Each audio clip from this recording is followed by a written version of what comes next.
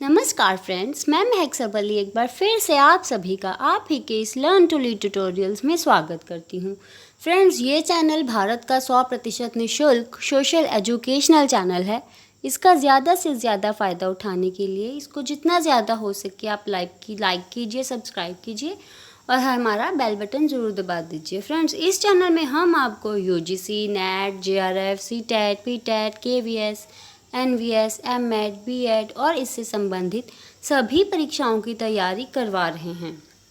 ये चैनल भारत का 100% निःशुल्क सोशल एजुकेशनल चैनल है।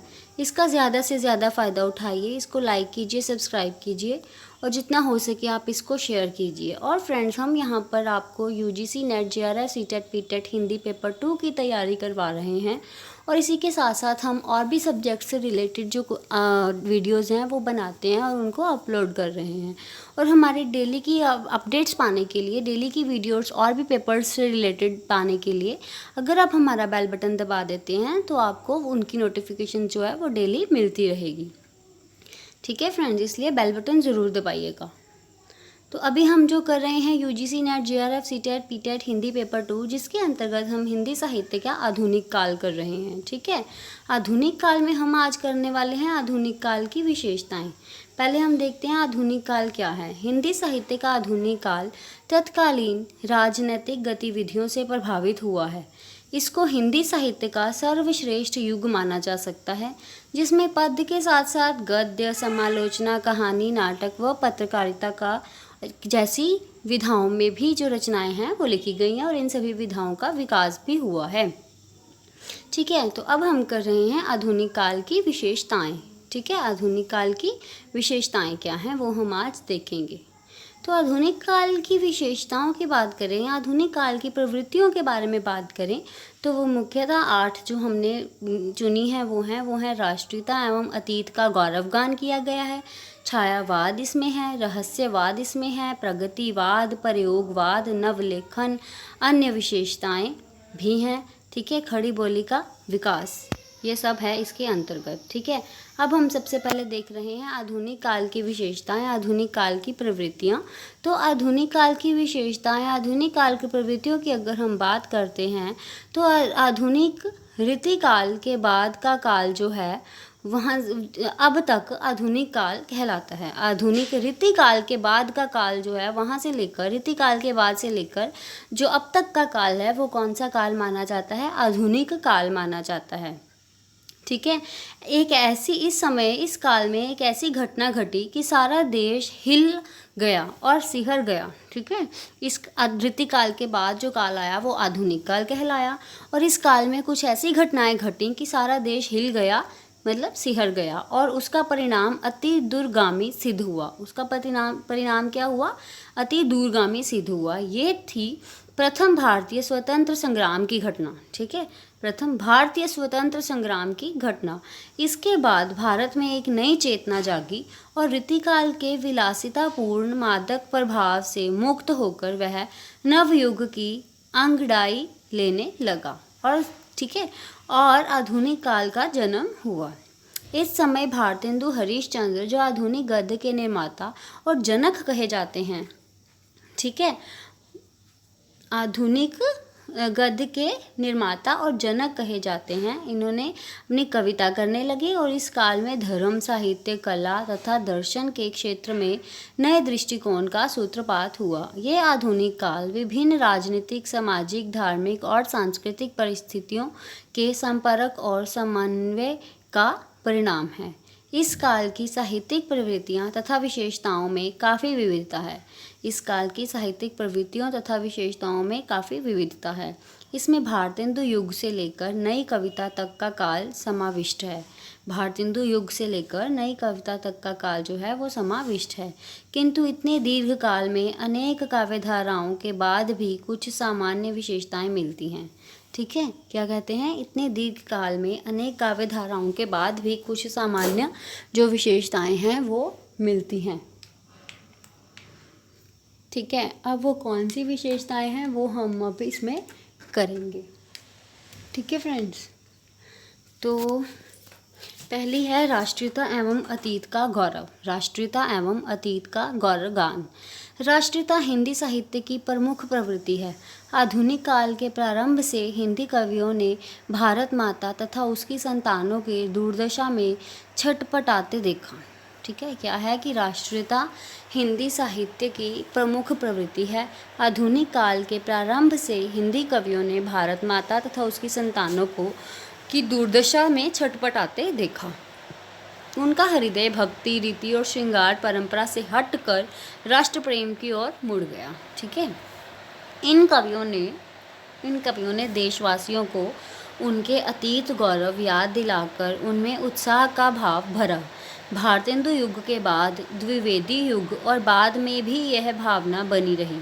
भारतेंदु हरिश्चंद्र, हरिओध, मैथिली शरण गुप्त, माखनलाल चतुर्वेदी, सुभद्रा कुमारी चौहान, रामधारी सिंह दिनकर, श्याम नारायण पांडे आदि कवियों ने देश का अतीत गौरव गाकर राष्ट्रीयता की धारा प्रवाहित की है। नेक्स्ट है छायावाद। भारतेंदु युग और द्विवेदी युग में रीतिकालीन श्रृंगार धारा जो क्षीण पड़ गई थी, ठीक है, जो क्षीण पड़ गई थी, छायावाद नामक एक नई प्रवृत्ति के रूप में प्रथम विश्व युद्ध के बाद उभरी।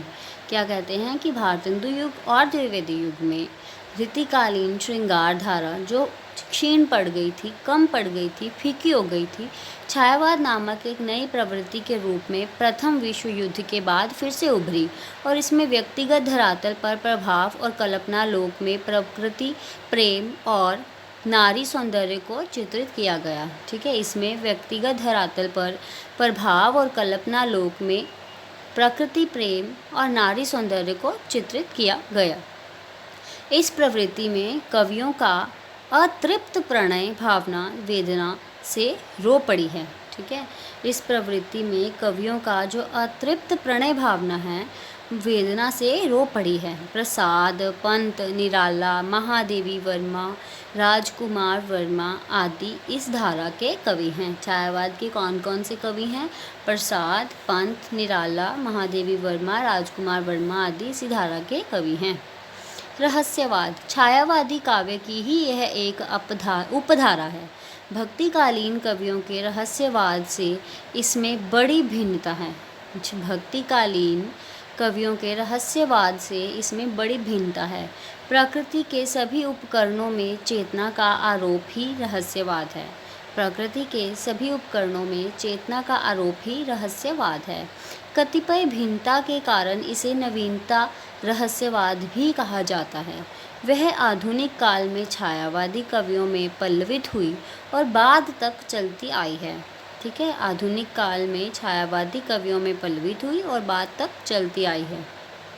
और अगर हम बात करें कि रहस्यवाद के कवि कौन कौन हैं, तो पंत, प्रसाद, निराला, महादेवी वर्मा, राजकुमार वर्मा, अज्ञेय आदि कवियों के काव्य में यह धारा देखी जा सकती है, रहस्यवाद की धारा। छायावाद देखा हमने, रहस्यवाद भी इसमें आता है। अब है प्रगतिवाद। प्रगतिवाद पूंजीवाद व्यवस्था के विरोध में दीनहीन मजदूरों एवं शोषितों के समर्थन की एक प्रवृत्ति है। ठीक है, प्रगतिवाद को समझना है वो क्या है। प्रगतिवाद पूंजीवाद व्यवस्था के विरोध में, पूंजीवाद व्यवस्था के विरोध में दीनहीन मजदूरों एवं शोषितों के समर्थन की एक प्रवृत्ति है, जिसमें पूंजीवाद व्यवस्था का विरोध किया गया है और दीनहीन और शोषित जो मजदूर हैं उनका समर्थन किया गया है। इसमें छायावादी सौंदर्य की भावना भी है। रूढ़िवादी संस्कृति आदर्शवाद आदि का भी विरोध पाया जा सकता है। ठीक है, इसमें छायावादी सौंदर्य भावना का भी, रूढ़िवादी संस्कृत आदर्शवाद आदि का भी विरोध पाया जाता है। ठीक है, हिंदी में यह प्रवृत्ति पनपी। ठीक है, पंत, अंचल, अब इसके जो हैं रचनाकार वो कौन हैं? पंत, अंचल, अशक, नागार्जुन, रामविलास शर्मा, अमृत राय, यशपाल, राजेंद्र यादव आदि ने इस प्रवृत्ति को विकसित करने का सराहनीय कार्य किया है। ठीक है, इस प्रवृत्ति को विकसित करने का सराहनीय कार्य किया है। नेक्स्ट है प्रयोगवाद। इस काव्य प्रवृत्ति के नवीन काव्य शिल्प में जीवन के नए मूल्यों तथा यथार्थवादी प्रवृत्तियों को चित्रित किया गया। ठीक है, क्या किया गया कि इस काव्य प्रवृत्ति के नवीन काव्य शिल्प में जीवन के नए मूल्यों तथा यथार्थवादी प्रवृत्तियों को चित्रित किया गया। इस कार्य के लिए अज्ञेय ने, ठीक है, तार सप्तक का संपादन किया। इस कार्य के लिए अज्ञेय ने तार सप्तक का संपादन किया और ये जो प्रवृत्ति है आगे चलकर तेजी के साथ विकसित होती रही। बौद्धिकता, मनोविश्लेषण। अब यहाँ से ये क्वेश्चन भी आ सकता है कि अज्ञेय ने कौन सा संपादन किया, क्या संपादन किया? तार सप्तक का। ठीक है, किसने किया? अज्ञेय ने किया। और इसमें क्या है? बौद्धिकता, मनोविश्लेषण, मन का विश्लेषण करना, नवीन जीवन मूल्य तथा नवीन शिल्प प्रयोग इस धारा की प्रमुख विशेषताएं हैं। ठीक है, अब ये भी विशेषताएं हम लिख सकते हैं। बौद्धिकता, मनोविश्लेषण अलग से बना सकते हैं। नवीन जीवन मूल्य, नवीन शिल्प प्रयोग इस धारा की प्रमुख विशेषताएं हैं। अज्ञेय मुक्ति बोध। अब इसके जो कवि हैं या इसके जो रचनाकार हैं वो कौन है? अज्ञेय मुक्ति बोध, भारत भूषण अग्रवाल, प्रभाकर माचवे, भवानी प्रसाद मिश्र, नरेश मेहता, रघुवीर सहाय, केदारनाथ सिंह आदि इस धारा के प्रमुख साहित्यकार हैं। नवलेखन। ठीक है, नवलेखन आधुनिक साहित्यकार की नवीनतम प्रवृत्ति है। नवलेखन आधुनिक साहित्यकार की नवीनतम प्रवृत्ति है। नवलेखन की प्रवृत्ति कविता में नई कविता, नाटक में नए नाटक, कहानी के क्षेत्र में नई कहानी, उपन्यास के क्षेत्र में नया उपन्यास तथा आलोचना के क्षेत्र में नई आलोचना है। इसमें मानवता के स्थान पर व्यापक मानवता, बौद्धिकता के स्थान पर शुद्ध बौद्धिकता, व्यंग्य के स्थान पर तीखा व्यंग्य और यथार्थ आदि है। ठीक है, अब है अन्य विशेषताएं। अगर हम अन्य विशेषताओं की बात करें तो वो कौन कौन सी हैं?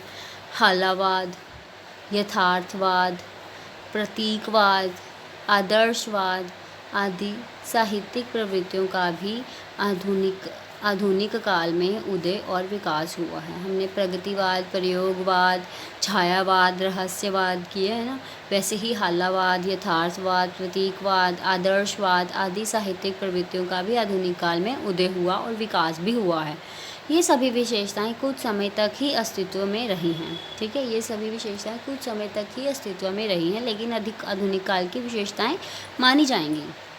नेक्स्ट है खड़ी बोली का विकास। इस युग में खड़ी बोली का भी विकास हुआ। इस युग में खड़ी बोली का विकास गद्य और पद्य दोनों क्षेत्रों में पर्याप्त रूप से हुआ और इस युग में ब्रज, अवधी आदि भाषाएं लुप्त होती चली गईं। ठीक है, इस युग में खड़ी बोली का जो विकास है वो गद्य और पद्य दोनों ही क्षेत्रों में पर्याप्त रूप से हुआ और इस युग में जो ब्रज, अवधी आदि भाषाएं जो हैं वो लुप्त होती चली गईं और खड़ी बोली जो है वो और भी अधिक विस्तृत होती चली गई। निष्कर्ष रूप में कह सकते हैं कि हम ये कह सकते हैं कि आधुनिक काल में गद्य का विकास विविध रूपों में हुआ। नवीनता, बौद्धिकता, देश प्रेम, प्रतीकात्मकता, उपमानों की नवीनता आदि इसकी मुख्य विशेषताएं हैं। डॉक्टर बच्चन सिंह के शब्दों में अगर हम कहें तो आधुनिक काल अपने ज्ञान विज्ञान और प्रवृत्तियों के कारण मध्यकाल से अलग हुआ। ये काल औद्योगिकीकरण, नगरीकरण और बौद्धिकता से संबंध है, जिसमें नवीन आशाएं उभरी और भविष्य का नया स्वप्न देखा जाने लगा। ठीक है फ्रेंड्स, तो अब आज जो हमने किए हैं वो है हमारे आधुनिक काल की विशेषताएं या प्रवृत्तियां, राष्ट्रीयता एवं अतीत का गौरवगान, छायावाद, रहस्यवाद, प्रगतिवाद, प्रयोगवाद, नवलेखन, अन्य विशेषताएं और खड़ी बोली का विकास। ठीक है, thank you for watching friends. Please like, share and subscribe our video. Thank you so much.